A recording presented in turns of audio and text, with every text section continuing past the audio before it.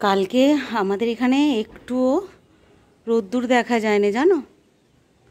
আজকেও সেমই ছিল, আজকেও রোদ্দুর সকালবেলা দেখা যায়নি, কিন্তু বেলায় এখন এই 10:30 বাজে, এখন বেশ রোদ্দুরটা উঠেছে।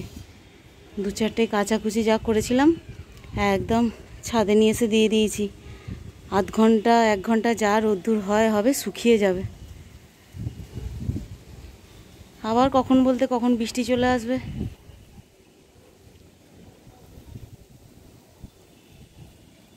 যখন মেঘ হচ্ছে তো খুব হচ্ছে, বৃষ্টিটাও হচ্ছে, আর যখন রোদ্দুরটা উঠছে না, একদম দাঁড়ানো যাচ্ছে না, এত মাথা গরম হয়ে যাচ্ছে একেবারে।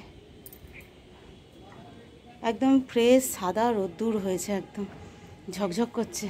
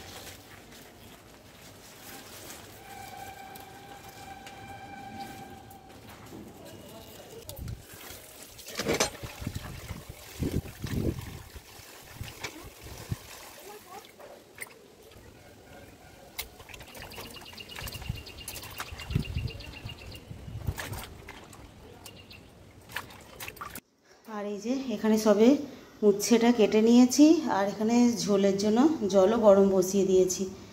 সবজিগুলো সব তো ধোয়া হয়েই গেছে, আর এবারে মাছটা ভাজবো, ব্যাস।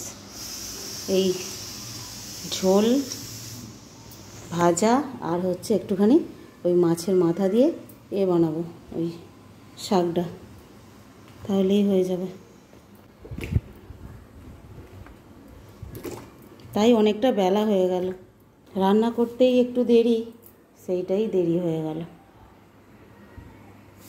আর আজকে মাছের ঝোলটা বানাবো এরকম এই কুলে কাটা পাতা দিয়ে,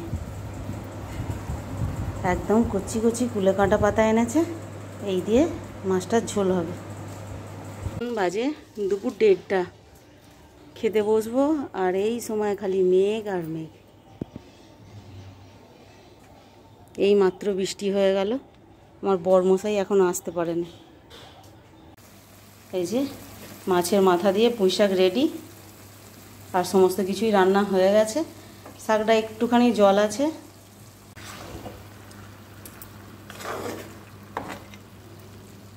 একটু জলটা শুকিয়ে যাক, তারপর খাওয়া দাওয়া হবে।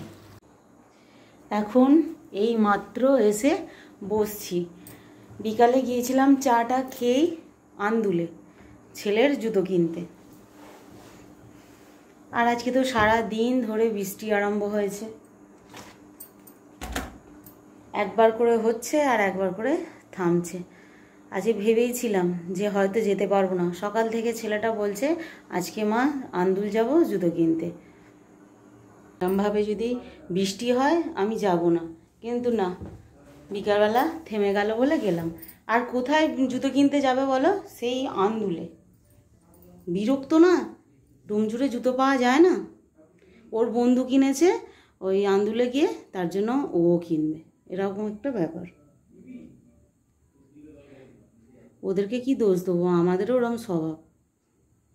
পুজোর সময় কোথায় গিয়ে মার্কেটিং করতে হবে না, হাতিবাগানে যে ওই বাজার কলকাতা আছে ওইখানে মার্কেটিং করতে যেতে হবে। সারা সালকিয়া, সারা হাতিবাগান, 2 বোনে টং টং করে রোদ্দুরবেলা ঘুরছি, এরম হয়েছে। আর ছেলে যদি জানতে পেরে ওরকম বলে যে আমার জন্য একটুখানি ওই আন্দুল যেতে পারছো না, এখান থেকে 15 মিনিটের রাস্তা, তাহলে আর দেখতে হবে না। সত্যি কথা, এখন যেন কষ্ট হয়, আর ভালো লাগে না দৌড়ঝাঁপ করতে। আর এখন বাজার কলকাতা বাড়ির দোরগোড়ায় হয়েছে, সেখানে আর যাচ্ছি না। এইটাই হয়, বাড়ির সামনে যেটা থাকবে সেইটা ভালো নয়, দূরেরটা ভালো। বাড়ির সামনেই রয়েছে সিলেদার্স, ওখানেও পছন্দ নয়। ডোমজুড়ে হেন দোকান নেই যে জুতোর দোকান পাওয়া যায় না, খেলার বুট, তাও আবার সেইটার জন্য আন্দুল যেতে হবে, এরকম ব্যাপার স্যাপার।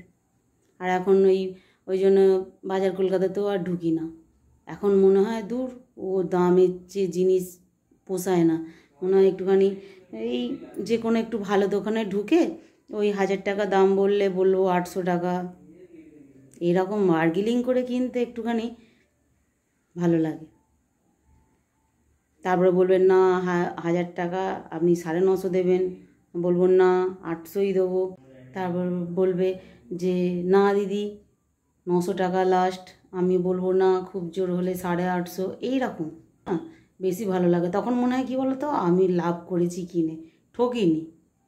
আর ওই ফিক্স রেট যখনই কিনবো মনে হবে এই জিনিসটা মনে হয় দামটা বেশি নিয়ে নিল, খুব একটা জিনিসটা ভালো হলো না, এই সব ব্যাপার। বাঙালির মাথা কে কামাবে। তো যাই হোক, আস্তে আস্তে একটুখানি ভিজেও গেলাম, আবার ঝিরঝির করে বৃষ্টি আরম্ভ হয়েছে। ঘরে ঢুকবো আর সেই সময়তেই বৃষ্টিটা আরম্ভ হয়েছে। এই পর্যন্ত একটা কাজ মিটল, ছেলের জুতো কেনা হয়ে গেছে, মানে অনেক বড় কাজ মিটে গেল।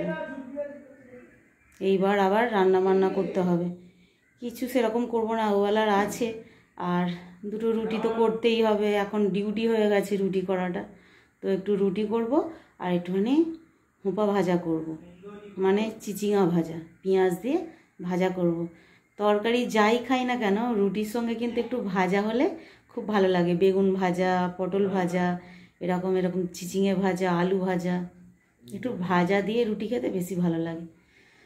তো চলো বন্ধুরা, নিচে যাই, এখন রান্নাবান্না করি। তো চলো বন্ধুরা, আজকের ব্লগটা এই পর্যন্তই, পরের দিন আবার দেখা হবে, ততক্ষণ টাটা।